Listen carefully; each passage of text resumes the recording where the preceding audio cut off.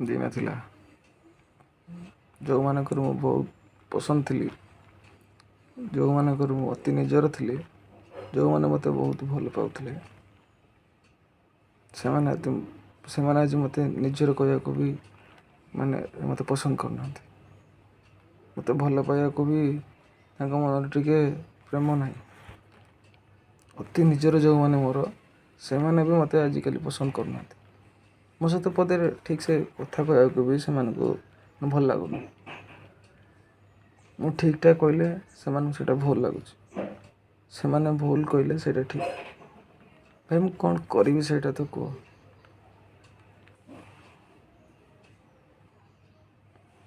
Please ଗୋଟେ like କରିବ, ଗୋଟେ କମେଣ୍ଟ କରିବ। କ'ଣ କଲେ ସେ ଲୋକ ମୋତେ ଆଉ ଥରେ ଭଲ ପାଇବେ? ତାହେଲେ କ'ଣ ସବୁବେଳେ କ'ଣ ତାଙ୍କ ମିଛ ସହିତ ମୁଁ ହଁ ମାରିବି?